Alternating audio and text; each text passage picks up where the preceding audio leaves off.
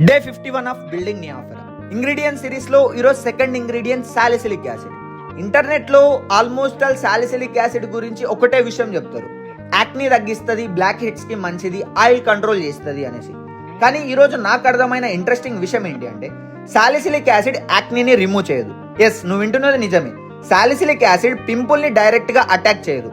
అది యాక్ని క్రియేట్ అవ్వడానికి ముందు జరిగే ప్రాసెస్ని టార్గెట్ చేస్తుంది. Let me explain. Pimple surface మీద కనిపించే ముందు పోర్ లోపల చాలా రోజులు ప్రాసెస్ జరుగుతుంది. ఆయిల్ అక్యుములేట్ అవుతుంది, డెడ్ స్కిన్ సెల్స్ బిల్డప్ అవుతాయి, పోర్ బ్లాక్ అవుతుంది, ఇన్ఫ్లమేషన్ అనేది స్టార్ట్ అవుతుంది. ఆ తర్వాత మనకి పింపుల్ కనిపిస్తుంది. మోస్ట్ ఆఫ్ పీపుల్ పింపుల్ ని ప్రాబ్లం అనుకుంటారు, బట్ ఫార్ములేషన్ సైన్స్ లో pimple is the result, clogged pore is the actual problem.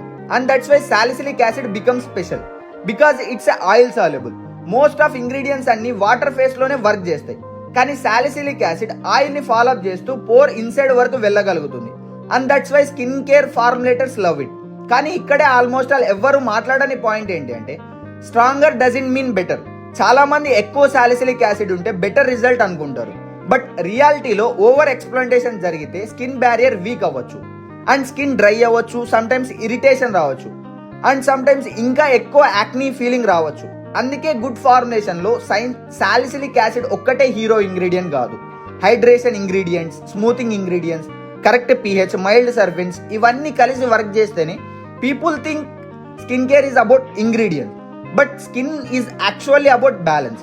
నేను ఈ 100 days ఛాలెంజ్ స్టార్ట్ చేసేటప్పుడు ఇంగ్రీడియంట్స్ నేమ్స్ మాత్రమే నేర్చుకున్నా, బట్ ఇప్పుడు ఇంగ్రీడియంట్ బిహేవియర్ నేర్చుకుంటున్నా.